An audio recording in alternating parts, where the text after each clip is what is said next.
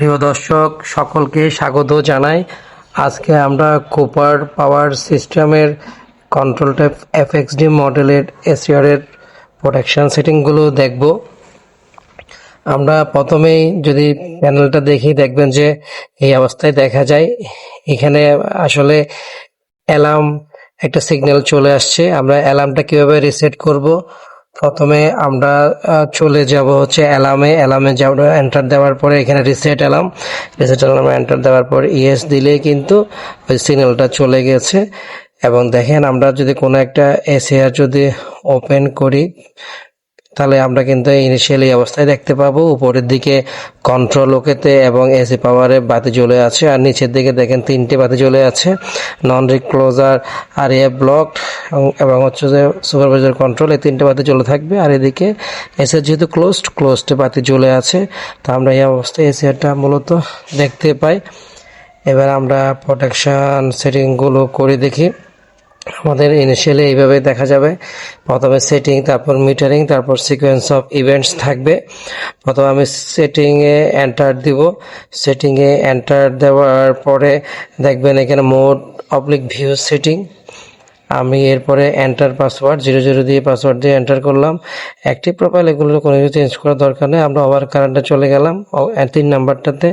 এখানে face parameter ঢুকবো এখন। ফেস প্যারামিটারে ঢোকার পর দেখেন ফেস মিনিমাম ট্রিপ কারেন্ট, এটা আমরা ফার্স্ট স্টেজ কারেন্টে সেটা আমরা 180 অ্যাম্পিয়ার দিয়ে দিয়েছি। এটা আপনাদের লোড অনুযায়ী দিতে পারেন। এরপর দেখেন ফেস TCC1 কার্ভটা, এখানে আমরা সকল সেটিং দিব। তা আমরা এখানে এন্টার দেওয়ার পর দেখেন কার্ভটা হচ্ছে আইএসসি এনআই দিয়েছি, যেহেতু এটা 11 কেবি একটা এসিআর। তারপর আমরা মাল্টি এনাবল, এটাকে এনাবল রেখেছি। তারপর টাইম মাল্টি এখানে 0.05 দিয়েছি, এটা আরবি নির্দেশনা অনুযায়ী। এখানে টাইম অ্যাডার এনাবল, এটাকে আমরা অবশ্যই এনাবল রাখবো, আমি এটাকে এনাবল করে দিয়েছি দেখেন।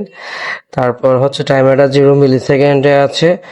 এরপর হলো এমআরটি এনাবল, এটাকেও আমরা এনাবল করে দেবো। জাস্ট এডিটে গিয়ে এনাবল ক্লিক করলে এনাবল হয়ে যাবে।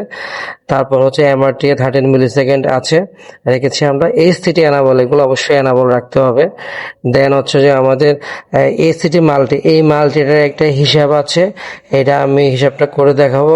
এটা মূলত হাই কারেন্ট ভাগ প্রাইমারি স্টেজ কারেন্টের যে ডিভাইড করলে যে রেশিওটা আসে সেটাই আমরা এখানে বসিয়ে দিব। এটা আমি একটু পরে দেখাচ্ছি সেটা আসলে কিভাবে বসাবেন আপনারা। তো এরপর হচ্ছে এসসিটি ডিলে 10 মিলিসেকেন্ড দেওয়া আছে। আর TCC2 কার্ভ, এটা কিন্তু আমরা কোনো সেটিং করে না, ডিসেবল করা আছে, এটা আপনারা দেখতে পাচ্ছেন। তারপর ফেস এনাবল, এটা আমরা এখানে এনাবল রাখতে হবে, এটা অবশ্যই এনাবল রাখবেন। দেন ফেস এইচসিএল এখানেও এটাও কিন্তু আপনারা অবশ্যই এনাবল রাখবেন। অপারেশন 1 শুধু এনাবল থাকবে আর বাকিগুলো ডিসেবল থাকবে। আর এখানে দেখেন মিনিমাম ট্রিপ কারেন্ট 2000 এম্পিয়ারে আছে, তাহলে মিনিমাম ট্রিপ কারেন্ট 2000 এম্পিয়ার। আর ইনিশিয়াল যে এম্পিয়ারটা আমরা রেখেছিলাম ওটা কিন্তু ছিল 180 এম্পিয়ার। তাহলে এই 2000 ভাগ 180 এম্পিয়ার করলে যা হয় সেটা কিন্তু আমরা মাল্টিতে দিয়ে দিব। আমাদের এখানে ভাগ করলে হয় 11, আমরা এখানে 11তে সেট করে দিয়ে যাচ্ছি। এখানে 11, 12 বা 10 দিলে আসলে ওরকম কোনো সমস্যা নেই। তারপরে আমরা এখানে 11তে 11.00 করে দিব। জাস্ট আপ ডাউন করলে কিন্তু 11.00 হয়ে যাবে, জাস্ট হয়ে গেছে। এরপরে হচ্ছে আমরা আর সবগুলোই মোটামুটি এই সেটিং এভাবে করে দিব। গ্রাউন্ড প্যারামিটার এটাও আমরা সেম ভাবে করে দিব। আমরা দেখেন ট্রিপ কারেন্ট এখানে 50 এম্পিয়ার আছে। তারপর গ্রাউন্ড TCC1, এখানে টাইপ হচ্ছে ISCNI আছে। তারপর এটা এনাবল করা আছে, টাইম মাল্টি 0.15 দেওয়া আছে। তারপর হচ্ছে টাইম অ্যাডার, এটাকে আমরা ডিসেবল আছে, এটাকে আমরা এনাবল করে দিব আগের মতনই। এটা 0 মিলিসেকেন্ড আছে, এইটাও এমআরটিআই, এটাকে আমরা এনাবল করে দিব। তারপর হচ্ছে এমআরটি 13 মিলিসেকেন্ড, এসিটি এনাবল, এটা এনাবল আছে। এসিটি মাল্টি সেম আগের মতোই, যে এখানে হাই কারেন্ট 1500 এম্পিয়ার আছে, আর হলো যে প্রাইমারি স্টেজে 50 এম্পিয়ার আছে, ডিভাইড করলে হয় 30। আমি 30 রাখতে পারি, 32 রাখতে পারি। এটা কিন্তু এখানে লেখা আছে এটা 1 থেকে 32-র মধ্যে সেটিং দিতে হবে। আপনি যদি 42 দেন, দেখেন আমি যদি 32-র উপরে দিই এটা কিন্তু এসিআর কিন্তু আপনার রিসিভ করবে না, এই যে ইনভ্যালিড দেখাচ্ছে। তাহলে আমাকে 1 থেকে 32-র মধ্যে সেট করতে হবে। এই যে আমি এখানে 32 করে দিলাম। তারপর হচ্ছে গ্রাউন্ড TCC2, এটা তো আগে থেকেই ডিসেবল করা, এখানে আমার কোনো কাজ নেই। তারপর হচ্ছে যে আমি দেখেন আমার সেটিংগুলো দেখে নিচ্ছি একবার কিভাবে আমি সেটিং করেছি দিয়েছি। আর এখানে গ্রাউন্ড TCC2 এটা কিন্তু ডিসেবল করা আছে আগে যেটা বলেছি। আর গ্রাউন্ড এনাবল, এটা অবশ্যই এনাবল থাকবে, এনাবল রাখতেই হবে। গ্রাউন্ড SCL এখানেও দেখেন 1 এনাবল, আর বাকি সবগুলো ডিসেবল করা। এই যে দেখেন ট্রিপ কারেন্ট 1500 এম্পিয়ার আছে, যেটা আমি আগেই বলেছি। এখানে আর আসলে কোনো সেটিং করার প্রয়োজন নেই। নেগেটিভ সিকোয়েন্স প্যারামিটার, এটা আসলে আমি এখানে ডিসেবল রেখেছি, এখানে এটা সেট করার কোনো প্রয়োজন নাই। এগুলো সব ডিসেবল করে রাখতে পারেন, যেহেতু আমি নেগেটিভ সিকোয়েন্স চাচ্ছি না। তবে অপারেশন সিকোয়েন্স ট্রিপ এখানে কিন্তু লকআউট 1 অবশ্যই রাখবেন। তারপর হচ্ছে যে TCC সিলেক্ট, এখানে আমি 1-এ দেখেন TCC1 সিলেক্ট করে দিয়েছি, আর বাকিগুলো আপনার মতো করে আপনি সিলেক্ট করে দিতে পারেন, কারণ আমি অপারেশন 1টাই শুধু অন রেখেছি, বাকিগুলো আমি সব ডিসেবল করে রেখেছি। তো এখানে যেভাবে ছিল SEO-র আগে থেকে সেভাবে আছে। তো 1 কিন্তু TCC1 দিয়ে অবশ্যই দিতে হবে। তারপরে দেখেন গ্রাউন্ডও সেম, অপারেশন 1-এ TCC1 দেওয়া আছে, আর বাকিগুলো আসলে এটা ম্যান্ডেটরি না, এটা আপনার মতো করে আপনি যেভাবে ছিল সেভাবে রেখে দিন। সিকোয়েন্স কোড এটা আনাবল, এটা ডিসেবল আছে।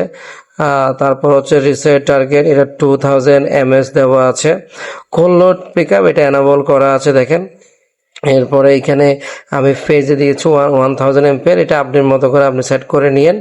তারপর হচ্ছে গ্রাউন্ডে দিয়েছি 600 এম্পিয়ার, এটা আপনার মতো করে দিতে পারবেন। আর এখানে আন্ডার ভোল্টেজগুলো অফ রাখতে পারেন, ফ্রিকোয়েন্সিগুলো অফ রাখতে পারেন। তারপর লাস্টে গিয়ে সেভ দিলেই কিন্তু এটা সকল সেটিং মূলত সেভ হয়ে গেল আর কি। এখানে আসলে আমাদের আর কোনো কাজ নাই। এবার দেখেন এখান থেকে আমি এই ডিমান্ডটাকে আমি রিসেট করলাম। ডিমান্ডটাকে রিসেট করলে আবার প্রতি মাসে কিন্তু ডিমান্ড কিন্তু অ্যাকচুয়াল ডিমান্ডটা দেখাবে। তারপর আমি নিচে দেখবেন এখান থেকে ডিমান্ড এম্পিয়ার দেখতে পাবো। ডিমান্ড এম্পিয়ার দেখছি, এটা বর্তমান যে ডিমান্ড এম্পিয়ার সেটা। এরপর আমি ডিমান্ড টোটাল কিলোওয়াট দেখেন ক্যাবার আমরা দেখতে পাচ্ছি। তারপর হচ্ছে যে আমরা এখান থেকে পাওয়ার ফ্যাক্টর দেখতে পারবো, এই যে এখান থেকে পাওয়ার ফ্যাক্টর দেখতে পাচ্ছি, রিঅ্যাক্টিভ পাওয়ার, অ্যাপারেন্ট পাওয়ার দেখতে পাবো। তারপর আমরা এখান থেকে দেখেন সিকোয়েন্স অফ ইভেন্টস, এখানে আমি সকল এসিআর এর সকল ফল্ট এবং এসিআর আমি কখন এসিআরটা সেটিং চেঞ্জ করলাম সব তথ্য এখানে থাকবে। আর হচ্ছে যে এইটাই হচ্ছে মূলত ক্লকটা থেকে আমি এখানে টাইম প্লাস ডেটটা চেঞ্জ করতে পারবো। আর নেম প্লেট ডাটা থেকে মূলত আমি এই এসিআর ডিসপ্লেতে কি নাম রাখতে চাই সেটা লিখতে পারবো, এটা এডিট করা যাবে।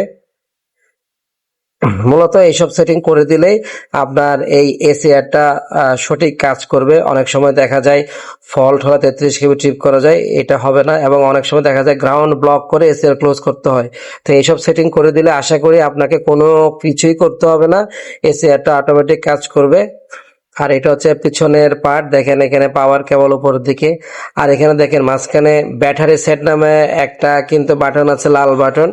আপনি এখানে কখনো যদি ব্যাটারি কাজ না করে এই বাটনটাকে আপনি ক্লিক করে ব্যাটারি কিন্তু সেট করে দিতে পারবেন, তাহলে আপনার জন্য উপকারী হবে। আর এখানে আগের মতোই দুইটা ব্যাটারি আছে, আর হলো যে ব্যাটারি দুইটা কন্ট্রোল করার জন্য একটা সুইচ ব্রেকার আছে, এটা অবশ্যই ক্লোজ রাখবেন। ধন্যবাদ সকলকে।